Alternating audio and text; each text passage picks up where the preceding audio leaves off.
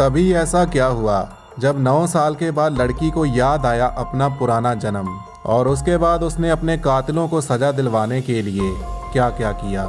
नमस्कार दोस्तों, यह सच्ची घटना तेलंगाना के एक छोटे से गांव राजा बड़वाल की है। तेलंगाना में महादेव का 1000 खंभों वाला रुद्रेश्वर मंदिर है। कहा जाता है कि इस मंदिर में कई तरह के चमत्कार देखने को मिलते ही रहते हैं। इसी मंदिर में अपने माँ बाप के साथ एक 9 साल की बच्ची भगवान महादेव के दर्शन करने के लिए गई, और वहां पर अचानक उसका पैर फिसल गया और उसके सर पर चोट लगने के कारण वह बेहोश हो गई। लेकिन करीब आधे घंटे के बाद जब उसको होश आया तो होश आते ही उसने अपने माँ बाप को कुछ ऐसा बोला जिसको सुनकर उनके होश उड़ गए। लड़की ने बोला कि आप लोग कौन हो और मैं इस समय कहाँ पर हूँ। पास में खड़े माँ बाप ने सोचा कि शायद सर पर चोट लगने की वजह से इसको कुछ याद नहीं आ रहा, इसलिए उन्होंने लड़की को बताया कि तुम्हारा नाम संध्या है और हम तुम्हारे माँ बाप हैं। लेकिन उस लड़की ने जवाब देते हुए बोला कि आप लोग यह क्या बोल रहे हैं, क्योंकि मेरा नाम तो प्रियंका है और मैं हैदराबाद के चिल्लीकुंड गांव की रहने वाली हूं। और उसके बाद वह सबसे पूछने लगी कि विक्रम सर कहां पर हैं, क्योंकि उन्होंने मेरे साथ बहुत बुरा किया है। पास में खड़े सभी लोगों को कुछ भी समझ नहीं आ रहा था, लेकिन उसके माँ बाप को यह बात खटक रही थी, क्योंकि संध्या पहले भी रात को सोते समय विक्रम सर का नाम लिया करती थी। माँ बाप ने संध्या की परेशानी को गंभीरता से लिया और उन्होंने उससे पूछा कि बेटा बताओ तुम्हारे साथ आखिरकार हुआ क्या था।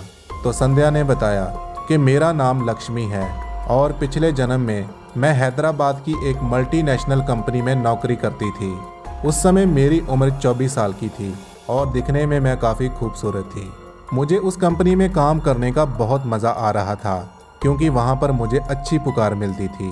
लेकिन मैं महसूस करती थी कि उस कंपनी के जो मैनेजर थे, जिनका नाम विक्रम चंद्रा था, और उनको जब भी मौका मिलता वह मुझे गलत तरीके से टच करने की कोशिश करते थे, लेकिन मैं इन सब बातों को इग्नोर कर देती थी।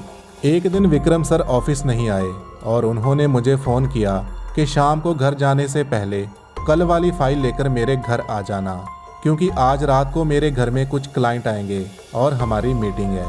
मैंने बिना सोचे समझे वैसा ही किया। शाम को मैंने वह फाइल ऑफिस से उठाई और घर जाने की बजाय मैं रिक्शा लेकर सीधी विक्रम सर के घर चली गई। जब मैं उनके घर पहुंची तो विक्रम सर के मुंह से तभी दारू की स्मेल आ रही थी। तो मैंने विक्रम सर को बोला कि सर आप ये फाइल ले लीजिए, और अंधेरा काफ़ी ज़्यादा हो चुका है, इसलिए मुझे जल्दी अपने घर जाना है। मेरी यह बात सुनने के बाद विक्रम सर को बहुत गुस्सा आया और उन्होंने उस फाइल को ज़ोर से दूर फेंक दिया और मेरे साथ ज़बरदस्ती करनी शुरू कर दी। मैं ज़ोर ज़ोर से चिल्लाने लगी, और ऐसे में जब वह मेरे साथ ज़बरदस्ती करने में कामयाब नहीं हुए तो उन्होंने चाकू के साथ मेरी हत्या कर दी, और मरने के बाद उन्होंने मेरी लाश को अपने घर के बाहर वाले गार्डन में दफना दिया। लेकिन जब उन्होंने मेरे साथ ज़बरदस्ती करने की कोशिश शुरू करी थी, तभी मैंने अपने मोबाइल का कैमरा ऑन कर दिया था। विक्रम सर को इस बात का पता नहीं चला, और आज भी मेरा वह मोबाइल विक्रम सर के घर के स्टोर में पड़ा हुआ है। संध्या के माँ बाप ने इस बात को गंभीरता से लिया और उन्होंने फ़ौरन हैदराबाद में जाकर नज़दीकी थाने में यह पूरी बात बताई। तो पुलिस वालों ने बोला कि हम आपकी बात को समझ सकते हैं, लेकिन हमारे देश का कानून पुनर्जन्म जैसी किसी भी बात को नहीं मानता, इसलिए विक्रम को सजा दिलवाने के लिए कोई ठोस सबूत चाहिए। संध्या ने पुलिस वालों को बोला कि सर अगर आपको सबूत चाहिए तो आप मेरे साथ विक्रम सर के घर चलिए। तो पुलिस वालों ने वैसा ही किया।